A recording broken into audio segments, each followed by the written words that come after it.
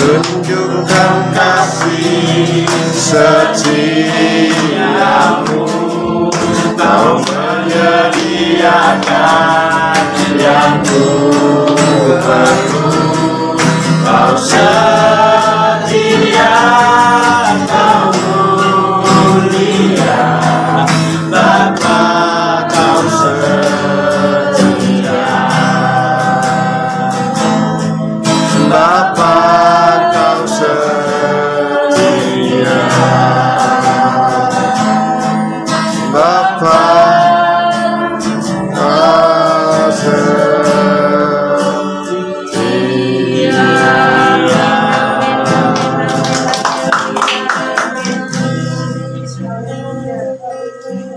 Dengan hormat Bapak Bangku berdoa untuk gimana akan disampaikan. Haleluya, Yesus, terima kasih Bapa. Segala puji hormat bagi Tuhan. Dan bersyukur sore malam hari ini kita boleh berkumpul di tempat ini. Tuhan, terima kasih untuk waktu yang Tuhan berikan di setiap kami. Tuhan, kami memuji mengagung nama Tuhan. Saatnya Tuhan Yesus kami ingin menikmati berkat Tuhan melalui pemberitaan firman Tuhan. Biarlah firman yang akan disampaikan ini boleh menjadi haleluya bagian dari dalam kehidupan kami. Biarlah di tahun yang baru ini kami boleh melangkah bersama Tuhan Yesus, sehingga apabila kami segala sesuatu kita jalankan, kita lakukan bersama Tuhan, pasti akan berhasil. Berkati hambamu yang sudah untuk persiapkan untuk memberitakan kebenaran firman Tuhan. Kiranya Tuhan pakai sehingga semua perkataan yang keluar dari bibir mulutnya itu merupakan suatu perkataan dari Tuhan sendiri. Bila firman itu menjadi berkat bagi kami semua. Hanya di dalam nama Tuhan Yesus kami sambut firman. Amin. Amin. Baik, shalom. Shalom. Di nama Tuhan kita ada di bawah atap rumah keluarga di tempat ini. Oleh anugerah Tuhan. Satu ayat saya mau membaca untuk kita semua dalam rangka mempersiapkan langkah kita untuk menuju hari depan. Sebab hari depan kita tidak mengerti dalam perjalanan hidup ini. Hanya Roh Kudus yang mengerti perjalanan hidup kita. Sebab itu saya membaca firman Tuhan dari surat Roma pasal 12 ayat yang ke-12. Saudara yang mempunyai handphone bisa melihat di Roma pasal 12 ayat 12. Hanya satu ayat saja. Yang demikian bunyinya. Bersukacitalah dalam pengharapan, sabarlah dalam kesesakan, dan bertekunlah dalam doa. Saudara-saudaraku sekalian, sudah 18 jam kita meninggalkan 2021. Kita sudah tinggalkan, dan saya tidak mengerti, dan saudara pun juga tidak mengerti, tahun 2021 itu kemana. Dia sudah pergi dan tidak akan kembali lagi. Hanya meninggalkan kesan-kesan yang indah dalam hidup kita, yang meninggalkan kenangan lama dalam hidup kita. Oleh karena itu, kita mempersiapkan diri untuk memasuki, dan memang kita sudah masuk tahun 2022. Kita tidak mengerti apa yang bakal terjadi dalam perjalanan hidup kita. Mungkin sekarang kita bersukacita bersama-sama, tapi kita tidak tahu ke depan ini. Mungkin di antara kita akan pergi untuk selama-lamanya.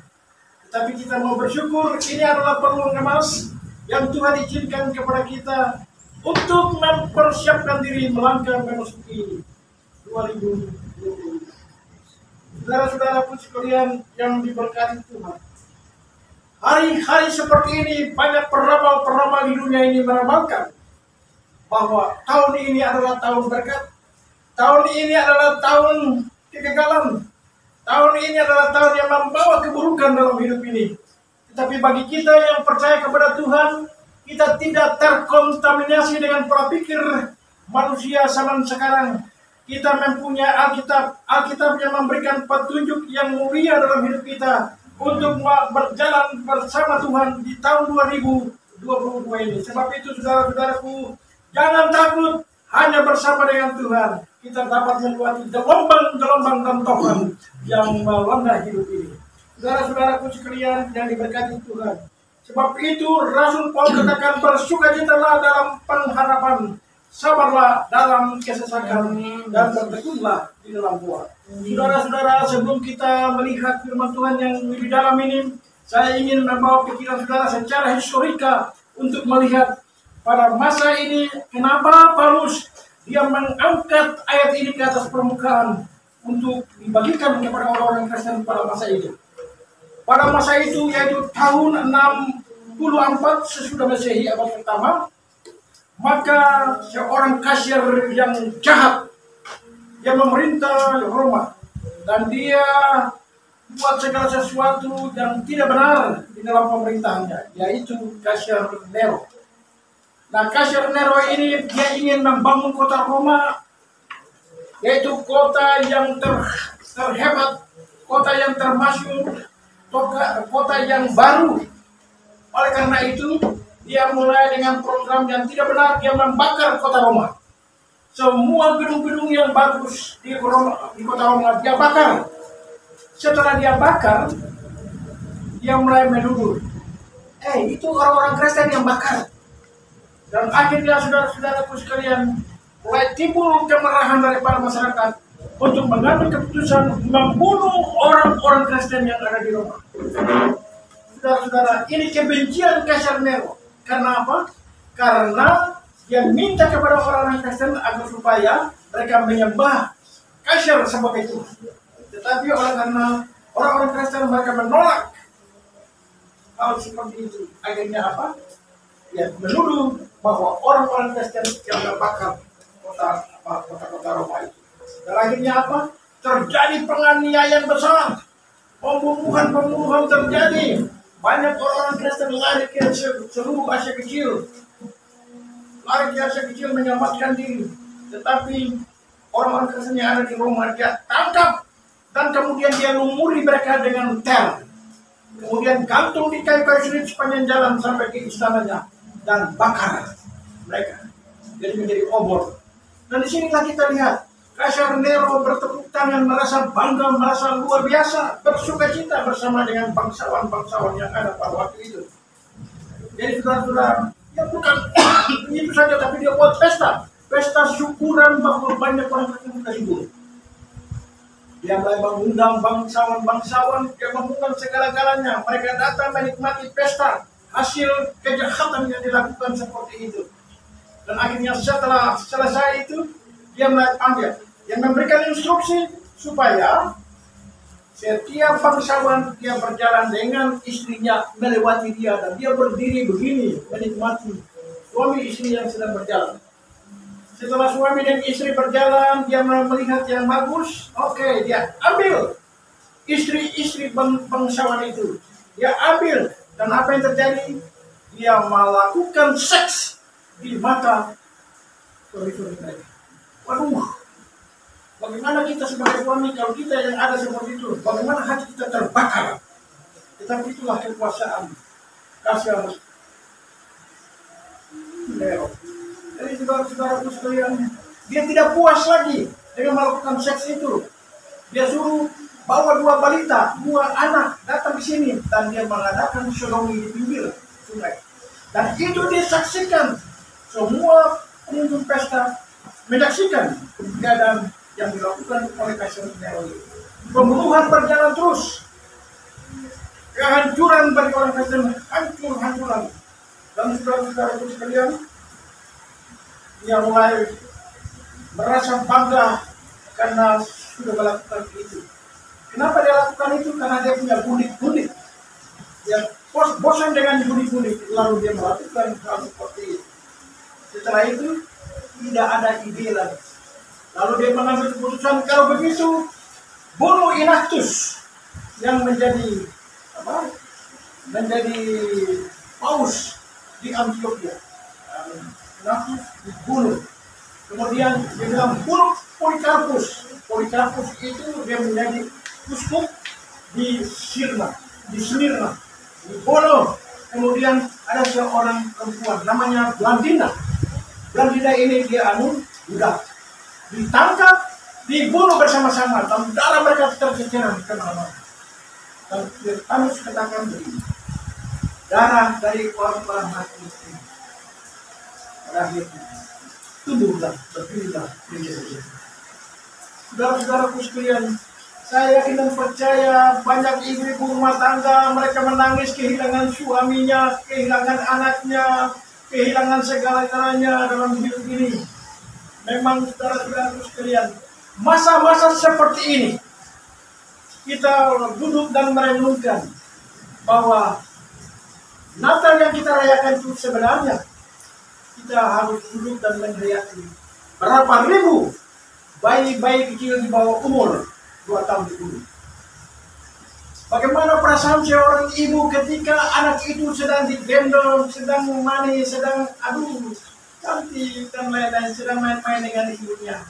Tahu-tahu datang Ratu Herodes dan menarik dari tangan ibunya, lalu dibelek ibunya. Bagaimana perasaan kita? Pasti kita akan sedih. Dan hari ini saya percaya saudara-saudaraku, tidak sedikit kita harus mengeluarkan air mata karena berapa ribu orang yang ada di sekitar kita yang akan terhilang selama-lamanya. Waktu itu, Bapak, saudara-saudaraku sekalian, Paulus yang melihat keadaan ini sangat dahsyat di Roma.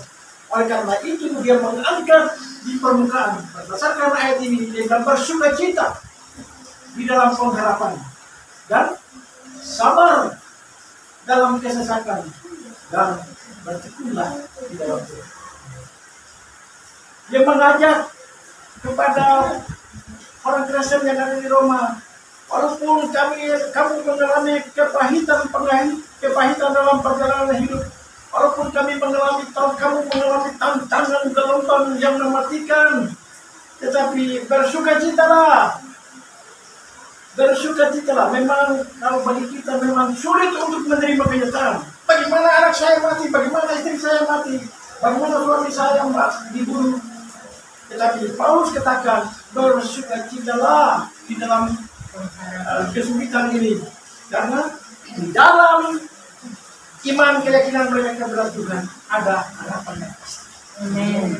Jadi saudara-saudaraku sekalian, memang kita dilihat minoritas, kita banyak diejek, kita banyak dikatakan palsu dan segala-galanya.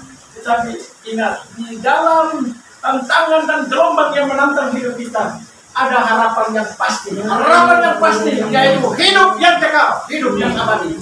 Sebab itu kita bersyukur kepada Tuhan bahwa hanya melalui Yesus Kristus kami memiliki hidup yang abadi untuk selama-lamanya. Sebab itu Paulus memberikan nasihat kepada umatnya yang ada di Korintus, di seluruh daerah Mediteria. Dia katakan bahwa kamu bersukacitalah karena Paulus tahu di balik sukacita ada kemenangan. Amin. Saudara-saudaraku, bukan itu saja, tapi dia katakan bersabarlah dalam kesesakan. Memang kesesakan begitu meluas ke mana-mana, membuat banyak orang khawatir, membuat banyak orang takut dan tidak bisa berbuat apa-apa. Tetapi dia bilang sabar. Memang di masa-masa tua suami istri kadang-kadang kurang sabar. Kadang-kadang masalah kecil ibu marah-marah, masalah kecil saja bapak marah-marah.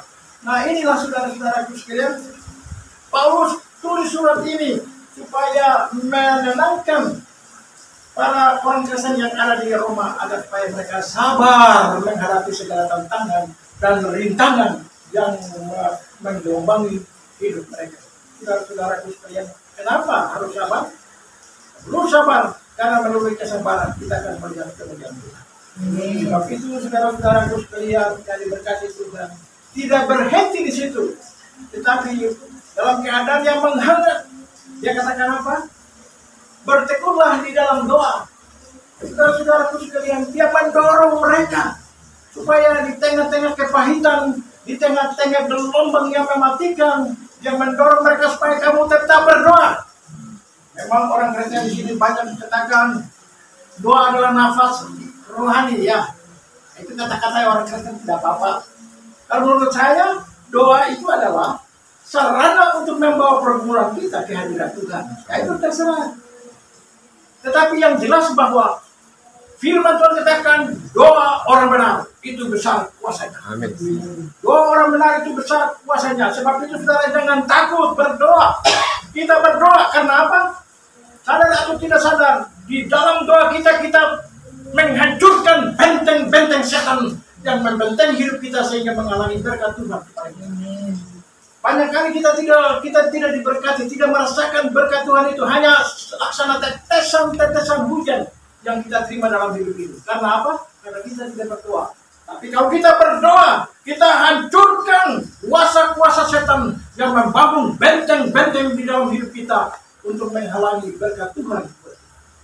Sebab itu saudara-saudaraku yang kekasih dalam Tuhan, dalam kenyataan pahit seperti itu, Paulus katakan, bersukacita di dalam pengharapan, karena pengharapan orang percaya itu pasti. Dan yang kedua, dia katakan bersabar di dalam kesesakan, karena di balik kesabaran kita ada kemenangan. Dan yang ketiga dia katakan apa? Bertekunlah di dalam Tuhan. Saudara-saudaraku sekalian, kita tidak mengerti tahun ini. Ini firman Tuhan saya serahkan kepada saudara-saudara sekalian, supaya biarlah firman Tuhan itu menjadi bagian dalam hidup kita untuk berjalan di dalam tahun yang baru. Sebab tanpa firman Tuhan ini kita mencari jalan sendiri-sendiri. Firman Tuhan merupakan patokan dalam hidup ini, sehingga saudara-saudara waktu saudara diperhadapkan dengan segala tantangan dunia ini, ada sukacita yang meluap-luap. Karena apa? Karena ada kepastian. Dan apa lagi?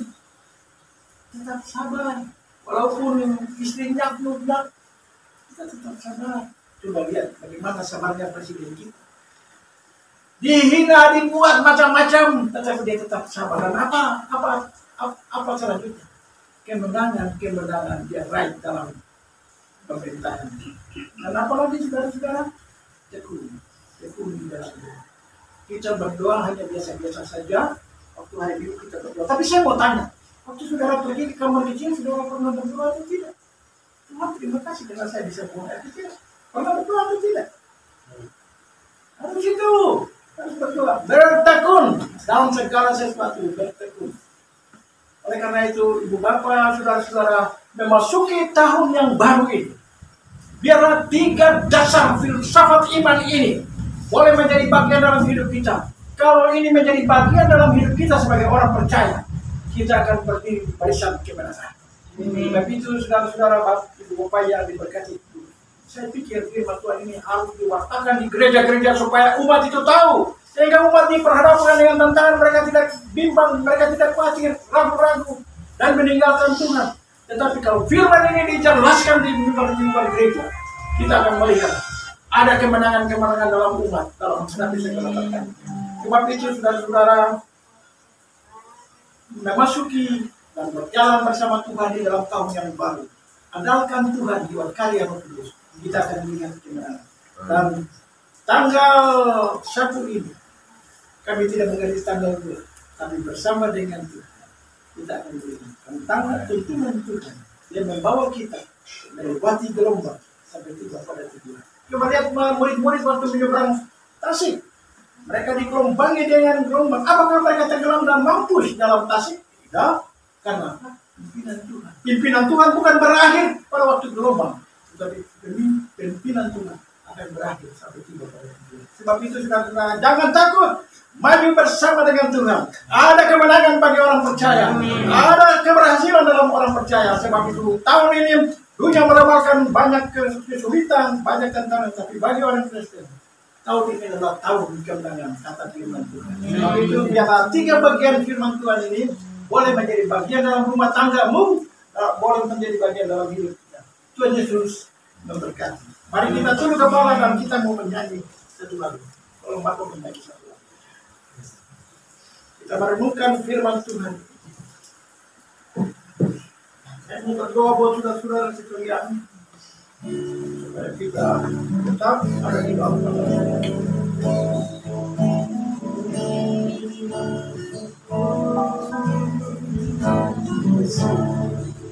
Aku cinta padamu,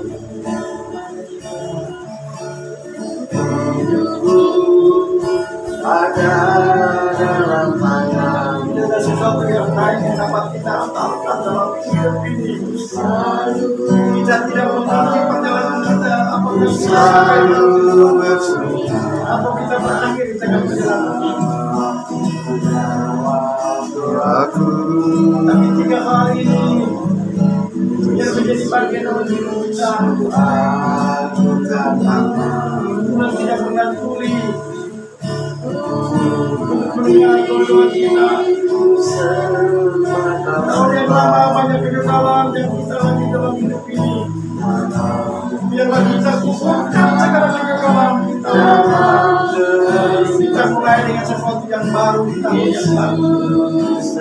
Hari ini adalah hari di mana kita meletakkan dasar yang kokoh untuk badai dan gelombang menerpa dapaku, Yesus Engkau berdiri.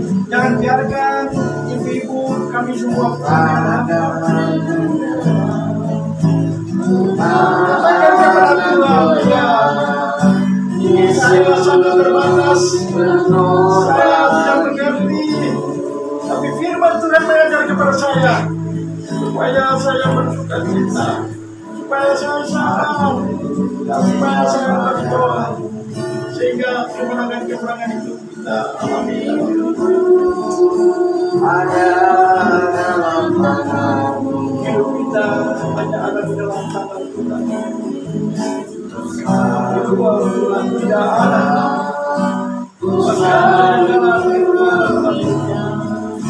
Saya tahu kita punya masalah-masalah banyak, masalah keluarga, masalah dalam pekerjaan. Tapi ingat, doa, belajar posisi segala sesuatu.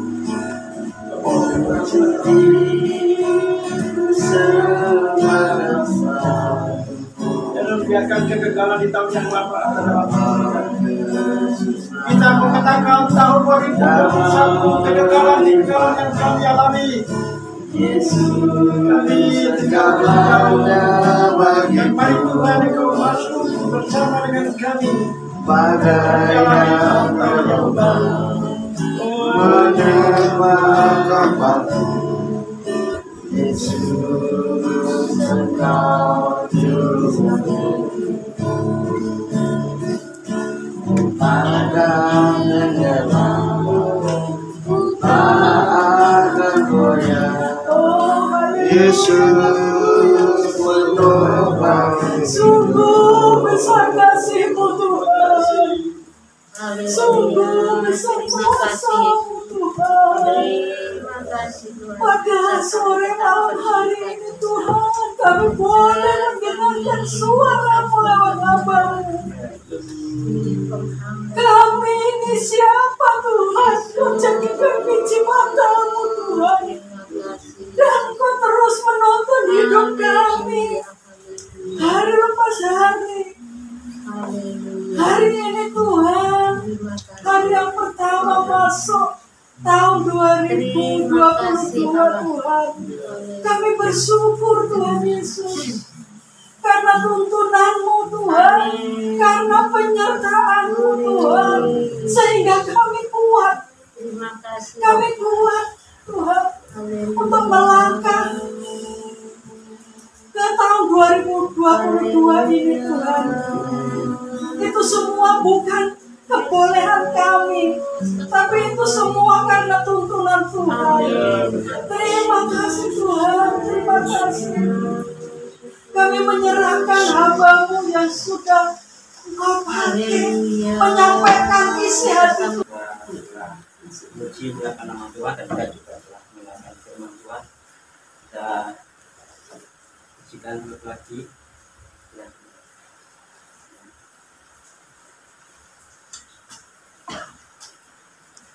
Pujikan dulu lagi. kasih Tuhan.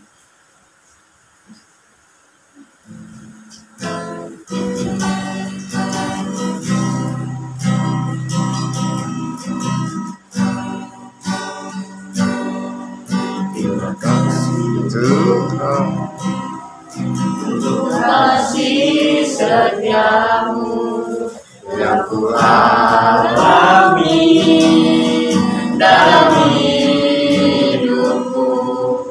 Terima kasih Yesus untuk kebaikanmu sepanjang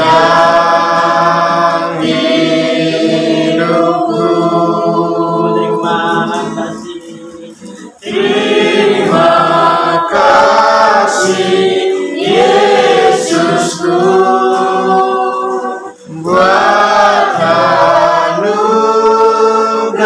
yang Kau beri hari ini. Tuhan adakan syukur bagimu. Terima kasih Yesusku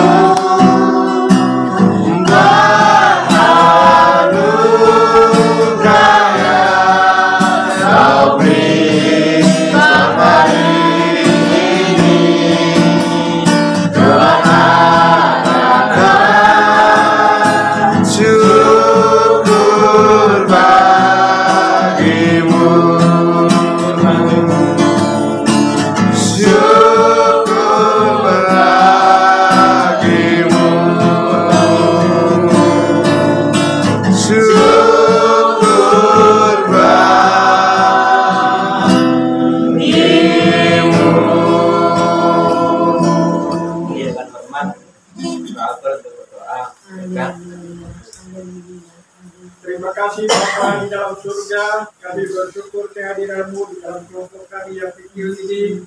Engkau telah memberkati kami, Engkau telah memberikan kekuatan kepada kami, dan Engkau telah memberikan 3 arti ilahi di dalam hidup kami, supaya kami menjadi orang percaya yang berkenalan.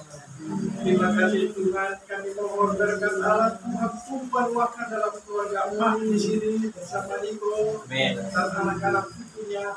Tuhan berkati dengan berkelimpahan. Kami semua ini yang hadir di sini, kami akan pulang ke rumah kami masing-masing. Ada yang berkendaraan dalam tiada hujan begini, kami mohon penyertaan Tuhan. Tuhan, kami melangkah besok dan seterusnya. Kami akan berkarya di tempat kami masing-masing. Kami mohon berkat dan penyertaan Tuhan, sehingga sungguh-sungguh apapun yang kami usaha di tahun yang baru ini berhasil. Amin. Terima kasih saudara-saudara sekalian, pulang dengan selamat di malam berkati.